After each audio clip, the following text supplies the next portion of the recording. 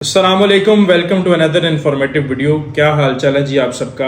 आज हम लोग बात करेंगे ड्रॉप शिपिंग पे कि ड्रॉप शिपिंग क्या होती है, स्पेशली पाकिस्तानी ड्रॉप शिपिंग के बारे में हम लोग बात करेंगे कि पाकिस्तान में रहते हुए आप एक सक्सेसफुल बिजनेस ड्रॉप शिपिंग से कैसे क्रिएट कर सकते हैं, कैसे उस बिजनेस को बूस्ट कर सकते हैं और कौन कौन से वेज हैं जिसमें रहकर आप ड्रॉप शिपिंग कर सकते हैं, कौन कौन से प्लेटफॉर्म्स है पाकिस्तान में जिसके ऊपर ड्रॉप शिपिंग की जा सकती है। तो वीडियो शुरू करने से पहले जरा आप फटाफट इस चैनल को सब्सक्राइब और वीडियो को लाइक कर लें ताकि फिर हम अगली बात करें ड्रॉप शिपिंग के ऊपर। तो शुरू करते हैं।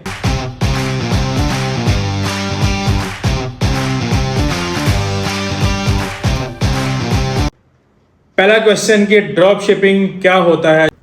ड्रॉप शिपिंग एक ऐसा प्लेटफॉर्म है कि आप अपना स्टोर विदाउट स्टॉक चला सकते हैं, ऑर्डर फुलफिल कर सकते हैं on the behalf of third party, या अपनी प्रोक्योरमेंट और अपने ऑर्डर प्रोसीडिंग किसी थर्ड पार्टी को आउटसोर्स करके। तो इस सारे प्रोसेस को बोलते हैं ड्रॉप शिपिंग। पाकिस्तान में ड्रॉप शिपिंग कैसे की जाती है और इसके कौन कौन से वेज हैं जी। सबसे पहली बात, वैसे मैं नॉर्मली अगर ड्रॉप शिपिंग की बात करूं इंटरनेशनल लेवल के ऊपर तो सबसे बड़ी वेबसाइट हमारी अमेजोन है जिसके ऊपर ड्रॉप शिपिंग की जाती है, ईबे पर हो जाती है। अच्छा जी, पाकिस्तान में नंबर 1 पर जो चीज़ है वो है जी शॉपिफाई। शॉपिफाई के ऊपर आप ड्रॉप शिपिंग कर सकते हैं। उसके अलावा दराज के ऊपर भी आप ड्रॉप शिपिंग कर सकते हैं। सोशल मीडिया मार्केटिंग के ऊपर भी आप ड्रॉप शिपिंग करके ये सर्विसेज लेके एक अच्छा स्टोर बना सकते हैं। मार्केट प्लेस फेसबुक की बड़ी फेमस है, उसके ऊपर शॉप बनाकर आप ड्रॉप शिपिंग कर सकते हैं। लेकिन बात यह है कि ये ड्रॉप शिपिंग करने के लिए वो कौन 4 से मेन पॉइंट है इसके थ्रू आप एक सक्सेसफुल ड्रॉप शिपिंग बिजनेस कर सकते हैं। एक अच्छी वेबसाइट या एक अच्छा ब्रांड या कोई भी एक अच्छी चीज ई कॉमर्स स्टोर चला सकते हैं। पहली चीज है आपकी प्रोडक्ट, दूसरी चीज है आपकी वेबसाइट, तीसरी चीज है आपकी एडवर्टाइजमेंट और चौथी चीज है आपका नेट प्रॉफिट। ये 4 चीजें मिलकर आपको एक अच्छा ड्रॉप शिपिंग बिजनेस प्रोवाइड करती हैं। तो बारी बारी मैं इन सब के बारे में बात करूंगा। वीडियो कंप्लीट देखिएगा ताकि आपको इस सारे प्रोसेस के बारे में समझ आ जाए कि ड्रॉप शिपिंग होता क्या है और कैसे कैसे किया जा सकता है और किस जगह पर हम लोग इसको सक्सेसफुल बिजनेस बना सकते हैं। सबसे पहले मैंने आपसे बात की है जी प्रोडक्ट के बारे में कि प्रोडक्ट को कैसे डिफाइन करना है, कैसे हंट करना है, फिर सोर्स कैसे करना है। ये एक बहुत बड़ा काम है। आप अपने स्टोर के लिए, अपने ब्रांड के लिए, अपने ई कॉमर्स स्टोर के लिए एक अच्छी प्रोडक्ट फाइंड कर लें तो इससे बढ़कर कोई चीज़ नहीं है। उसको प्रोडक्ट को हंट करना और सोर्स करना एक बहुत बड़ा आर्ट है। पहली चीज ये है कि आपकी प्रोडक्ट यूनिक होनी चाहिए। यूनिक ऐसे होनी चाहिए कि मार्केट में वो प्रोडक्ट अवेलेबल ना हो। दूसरी चीज ये है कि वो आई कैचिंग होनी चाहिए कि कस्टमर आपकी प्रोडक्ट को देखे तो फौरन ऑर्डर कर ले, इस तरह की आई कैचिंग होनी चाहिए। तीसरी चीज ये हो सकती है कि आपकी प्रोडक्ट प्रॉब्लम सॉल्विंग हो। जैसे आजकल मार्केट में बहुत सारे प्रॉब्लम सॉल्विंग गैजेट चल रहे हैं, बहुत सारी किचन आइटम्स चल रही हैं, या उसके अलावा भी हमारी डेली लाइफ से रिलेटेड प्रॉब्लम सॉल्विंग आइटम्स बहुत सारी ऐसी हैं। अगर आप उस तरह की कोई प्रोडक्ट ढूंढ लेते हैं तो वो भी बहुत वेल एंड गुड है, उसकी भी बहुत मार्केट में सेल है। चौथी चीज ये हो सकती है कि ऐसी कोई प्रोडक्ट जो ट्रेंडिंग पे हो।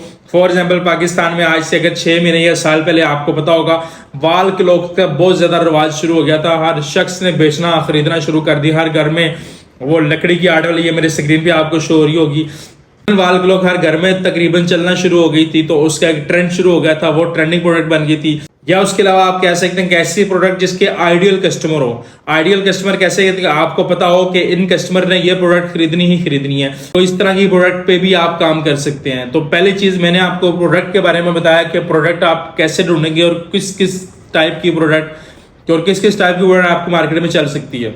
दूसरी चीज आ जाती है जी वेबसाइट। आप वेबसाइट बनाएं, शॉपिफाई पे बनाएं या वर्डप्रेस पर बनाएं, व्यू कॉमर्स के थ्रू जैसे मर्जी आप वेबसाइट बनाएं। लेकिन वेबसाइट में सबसे पहली चीज ये कि वो एक प्रोफेशनल और हाई क्वालिटी वेबसाइट होनी चाहिए। उसके अंदर इमेजेस की क्वालिटी बहुत अच्छी होनी चाहिए और वो ऐसे कि ब्रांड की तरह लुक लाइक अ ब्रांड, वो एक ब्रांड की तरह आपकी वेबसाइट लगनी चाहिए। ऐसा नहीं है कि किसी मैट्रिक पास बच्चे ने आपको वेबसाइट ड्रैग एंड ड्रॉप बना के दे दिया तो आप खुश हो जाए जी मेरी वेबसाइट बन गई है।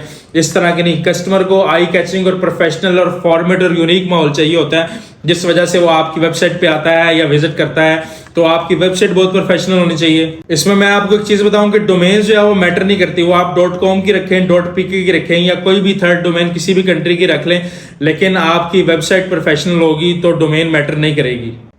जो इसमें सबसे इंपॉर्टेंट चीज है जिसके ऊपर बहुत सारे लोग पाकिस्तान में भी और दुनिया भर में भी मार खा रहे हैं, वो ये है कि आप लोग स्टोर की टाइप को समझ नहीं रहे कि किस टाइप का स्टोर आपको चाहिए। आप वेबसाइट की किस तरह की टाइप चाहिए। 3 किस्म की टाइप्स होती हैं जी स्टोर की। एक होता है जी जनरल स्टोर, एक होता है नीश स्टोर और एक होता है वन प्रोडक्ट स्टोर। ये 3 किस्म के स्टोर होते हैं। मैं तीनों को डिफाइन करता हूँ। जनरल स्टोर कैसे होता है? जनरल स्टोर ऐसे है जैसे दराज है पाकिस्तान के अंदर, आप देखें उसमें आपको हर किस्म की प्रोडक्ट मिलेगी, बड़ी से लेके छोटी से छोटी तक प्रोडक्ट आपको मिलेगी। हर किस्म की डेली लाइफ से रिलेटेड, आपके ज्वेलरी, स्कूल, घर, हर चीज से रिलेटेड आपको प्रोडक्ट मिलेगी। अच्छा जी, इसी तरह अमेजोन भी एक जो है वो जनरल स्टोर है। दूसरी चीज क्या हो सकती है जी? नीश स्टोर हो सकता है। नीश स्टोर कैसे होता है जी कि आपकी स्पेशल नीश है। फॉर एग्जांपल अगर आप ज्वेलरी का काम कर रहे हैं तो आप ज्वेलरी की सारी आइटम्स लगाएंगे, ईयर रिंग्स लगाएंगे, बैंगल्स लगाएंगे, नेकलेस लगाएंगे, सारी जितनी भी ज्वेलरी की आइटम्स लगा सकते हैं वो लगा सकते हैं। अच्छा जी, अगर आपका काम लेडीज बैग का है तो आप हर किस्म के बैग्स लगाएंगे। अगर आपका काम शूज का तो आप हर किस्म के शूज लगाएंगे। तो ये होता है नीश स्टोर कि आपकी कैटेगरी सिलेक्ट होगी है कि आपने सिर्फ स्पेसिफिक कैटेगरी के ऊपर काम करना है। इसको बोलते हैं नीश स्टोर। जो तीसरी चीज होती है वो होती है one product store. One product store ऐसे हो सकता है कि फॉर एग्जांपल मेरे पास अगर ये वॉच है तो मैं इस वॉच को सेल कर रहा हूँ, मेरे पास ये एक ही है तो मैं इसी को ही सेल करना चाहता हूँ, ये मैन्युफैक्चर कर रहा हूँ और इसी को मैं सेल करूंगा, तो ये मेरी जो है वो वन प्रोडक्ट स्टोर हो जाएगी। मेरे स्टोर के ऊपर सिर्फ ये एक ही प्रोडक्ट लगी होगी, इसी को वहां परचेज करेगी। डिफरेंस क्या है जी जनरल स्टोर में, नीश स्टोर में और वन प्रोडक्ट स्टोर में? जनरल स्टोर के अंदर आपके पास वाइड ऑडियंस होती है, बहुत ज्यादा ऑडियंस होती है, आपके पास ऑप्शन बहुत ज्यादा होते हैं। ठीक है, मतलब हर किस्म की आवाम, आपके पास हर किस्म के लोग आपसे आके ऑर्डर कर सकते हैं क्योंकि आपका जनरल स्टोर है, आपने सारी चीजें लगाई होंगी तो जो जिसको चाहिए होगा वो ऑर्डर कर सकता है। नीश स्टोर में क्या होता है कि आपकी स्पेसिफिक कैटेगरी हो सकती है, जैसे मैंने आपको बताया कि ज्वेलरी है या उसके अलावा लेडीज का आपने कोई फैशन का सामान लगाया हुआ है या अगर आपने उसके अलावा लेडीज बैग लगाए हुए हैं तो आपकी नीश कैटेगरी के हिसाब से आपकी टारगेट ऑडियंस भी जो है वो चूज हो गई है। आपको सिर्फ लेडीज पे वर्किंग करनी है, आपकी जो टारगेट ऑडियंस है वो सिर्फ फिर लेडीज रह गई है तो आपने सिर्फ उनको टारगेट करना है। अब वन प्रोडक्ट स्टोर जो होता है उसके अंदर आपका आइडियल कस्टमर होता है। अगर आप ये प्रोडक्ट, अगर आप ये वॉच सेल कर रहे हैं या कोई ऐसी चीज सेल कर रहे हैं, फॉर एग्जांपल अगर आप गेमिंग पीसी सेल कर रहे हैं और वो आपकी वन प्रोडक्ट स्टोर है तो आपको पता है जी गेमिंग पीसी जो है वो कोई एक क्लास या पाकिस्तान के अंदर जो लेगी, हर बंदा नहीं लेता, तो आप फिर उस हिसाब से अपने कस्टमर, अपने बायर्स की कैटेगरी भी डिफाइन करेंगे। तो ये तीनों में डिफरेंस है। इसमें जो सबसे आसान है वो है जनरल स्टोर। जनरल स्टोर के ऊपर क्योंकि हर किस्म की ट्रैफिक आती है और वो आपसे चीजें बाई करती है तो ये आपके लिए बड़ा आसान हो जाता है कि आप हर किस्म के कस्टमर को डील कर सकें।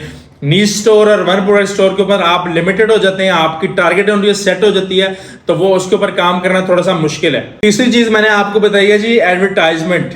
एडवर्टाइजमेंट कैसे होगी जी? आप इसके अंदर वीडियो और फोटो एड यूज कर सकते हैं। एक अच्छा किस्म का वीडियो बनाएं, इंटरनेट से आपको हर किस्म का डेटा मिलता है, वहां से डेटा उठाएं, अच्छी एक वीडियो बनाएं और कंटेंट क्रिएटर से उस वीडियो को फैलाएं। पाकिस्तान में टिकटॉक, फेसबुक, इंस्टा या इन्फ्लुएंसर से अगर आप किसी से बात करें कि जैसे टिकटॉकर से, वो आपकी ब्रांड अवेयरनेस कर देगा, आपकी प्रोडक्ट को बूस्ट करवा देगा, आपकी सेल भी स्टार्ट हो जाएगी और आपका काम भी शुरू हो जाएगा। उसी सेल के अंदर से आपने उसको पैसे भी दे देने हैं और आपका भी काम शुरू हो जाएगा और उसका भी शुरू हो जाएगा। इसमें जो इंपॉर्टेंट चीज है वो मैं आपको बताऊं, अगर आप वीडियो ऐड बना रहे हैं तो आपके जो पहले 3 सेकंड होते हैं ना ऐड के, जब भी कोई भी कस्टमर या कोई भी व्यूअर जो उसको देखता है ऐड को, वो पहले 3 सेकंड जो है वो आपके बहुत आई कैचिंग होने चाहिए। उसके अंदर कोई अटेंशन होनी चाहिए, कोई क्वेश्चन होने चाहिए जो कस्टमर को आपकी स्क्रीन के ऊपर रोक सके। फॉर एग्जाम्पल अगर हम लोग फेसबुक या इंस्टा ऐसे स्क्रॉल कर रहे हैं और देखते जा रहे हैं तो मुझे कोई चीज ऐसी नजर आएगी जिसके ऊपर मैं जाके रुकूंगा तो उसके अंदर लाजमी सी बात है स्टार्ट में ही पहले 3 सेकंड के अंदर कोई ऐसी आई कैचिंग चीज होनी चाहिए जो मुझे उस वीडियो पर रोक सके और मैं उस वीडियो को पूरा देख सकूं। और अगर वो मुझे समझ नहीं आएगी और पहले 3 सेकंड में अगर वो मेरी टेंशन गेन नहीं कर पाएगी तो मैं उसको स्क्रॉल करके छोड़ दूंगा और बोर हो जाऊंगा, आगे चला जाऊंगा।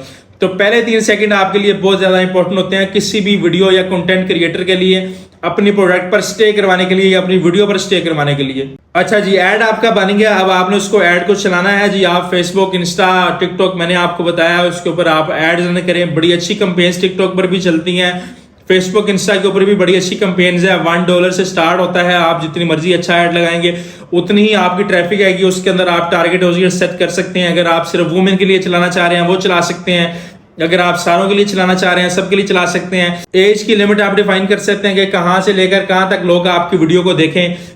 फॉर एग्जांपल मैं चाहता हूं जी इस मेरी वॉच की जो बाइंग क्लास है वो है जी 18 साल से लेकर 30 साल तक, तो मैं अपनी एड्स के ऊपर ये लिमिट लगा दूंगा कि ये सिर्फ उन लोगों को शो जो 18 से 30 साल तक हैं।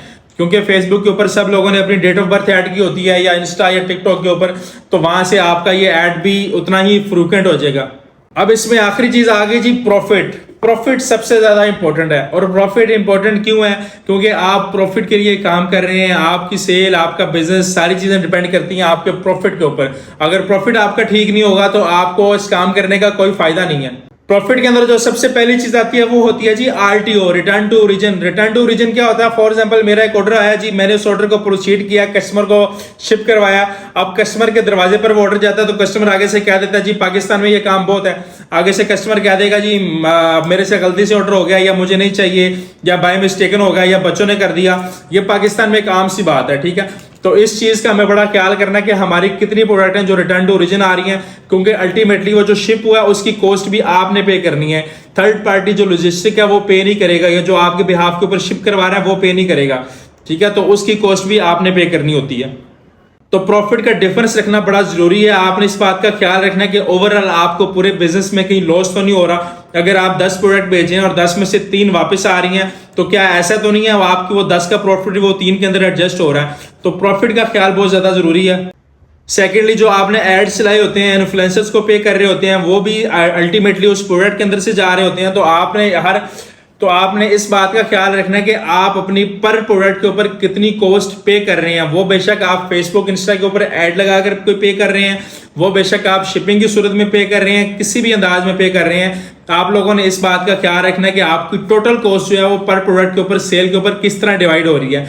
नेट प्रॉफिट निकालने का आसान तरीका ये है कि सेल की अमाउंट में से प्रोडक्ट की कॉस्ट माइनस करेंगे, उसके बाद एड स्पेंड माइनस करेंगे, जो रिमेनिंग अमाउंट बचेगी वो आपका प्रॉफिट होगा। तो ये 4 बेसिक चीजें हैं जो किसी भी शॉपिफाई स्टोर को बूस्ट करती हैं, या किसी भी शॉपिफाई स्टोर को बनाने के लिए, चलाने के लिए आपको इन 4 चीजों की क्लैरिटी जरूरी है। अगर इनमें से आपको किसी भी किस्म की क्लैरिटी नहीं हुई तो आप कमेंट बॉक्स में हमसे पूछ सकते हैं, अपना सवाल कर सकते हैं। ये 4 चीजें आपको हमेशा याद रखनी है, और अपनी नीश, अपनी स्टोर और अपनी कैटेगरी को हमेशा क्लियर रखना है। मैंने आपको बताया कि जनरल स्टोर के ऊपर काम करना मुश्किल है, नीश स्टोर के ऊपर काम करना आसान है। लेकिन इसी तरह अगर मैं आपको ये बताऊं कि जनरल स्टोर के ऊपर आपकी प्रोडक्ट्स ज्यादा होती हैं तो उनको मैनेज करना भी उतना मुश्किल होता है। उस प्रोडक्ट की लिस्टिंग, सेलिंग, ये सारी चीजें बड़ी मुश्किल होती हैं।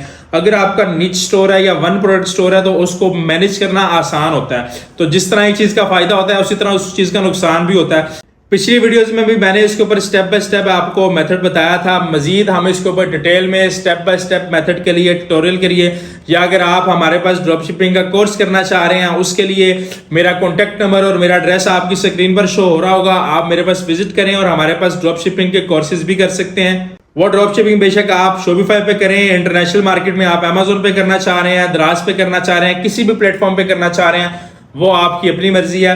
तो मजीद वीडियोस के लिए हमारे साथ रहिएगा। आप पेज को लाइक और सब्सक्राइब करें। इंशाल्लाह दोबारा वीडियो में मिलेंगे बहुत सारी नई अपडेट के साथ और नई इंफॉर्मेशन के साथ। तब तक अपना ख्याल रखिएगा।